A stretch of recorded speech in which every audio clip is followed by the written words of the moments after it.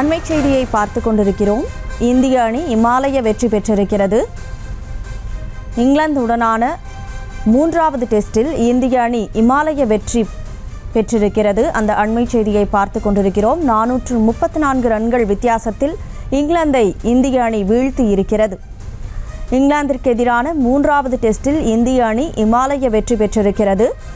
434 ரன்கள் வித்தியாசத்தில் இங்கிலாந்தை இந்தியா வீழ்த்தி இருக்கிறது. கூடுதல் விவரங்களோடு செய்தியாளர் மதியழகன் இணைஞ்சிருக்கிறீங்க. முழு விவரங்களை பதிவு செய்யலாம்.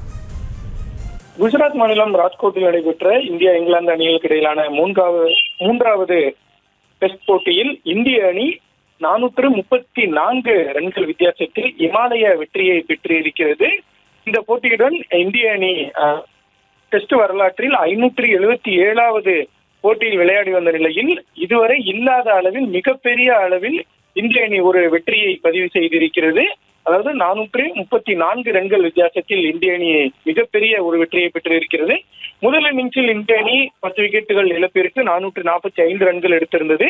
இங்கிலாந்து அணி 319 ரன்கள் மட்டுமே எடுத்திருந்தது. இந்த நிலையில் இந்திய அணியை பொறுத்த வரைக்கும் 2வது இன்னிங்ஸில் 4 விக்கெட் இழப்பிற்கு 430 ரன்கள் எடுத்த பொழுது டிக்ளேர் செய்யப்பட்டு இதனை அடுத்து இங்கிலாந்து அணி பேட்டிங் செய்ய வந்தது.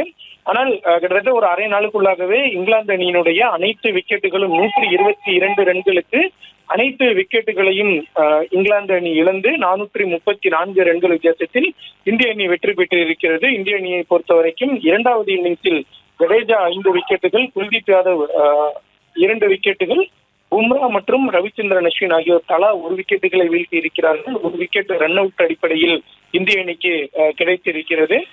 இதன் மூலம், இந்த வெற்றியின் மூலம் இந்திய அணி 5 போட்டிகள் கொண்ட தொடரில் 2-1 என்ற கணக்கில் முன்னிலையில் இருக்கிறது. செய்திகளை உடனுக்குடனும் துல்லியமாகவும் தெரிந்து கொள்ள சப்ஸ்கிரைப் பண்ணுங்க.